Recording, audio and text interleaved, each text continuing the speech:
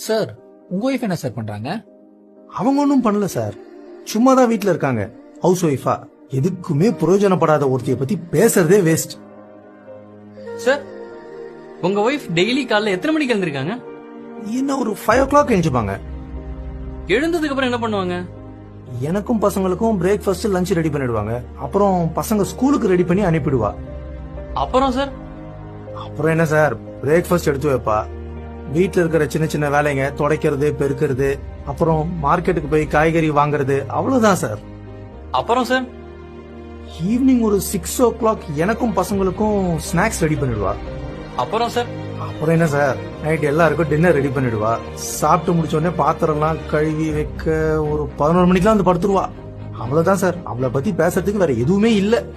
என்ன சார் காலையில 5 மணிக்கு எழுந்து நைட்டு 11 மணிக்கு தான் தூங்குறாங்க.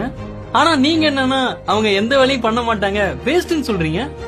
ஹவுஸ் ஒய்ஃப் வேலை தான் சார் இந்த உலகத்திலே ரொம்ப கஷ்டமான வேலை.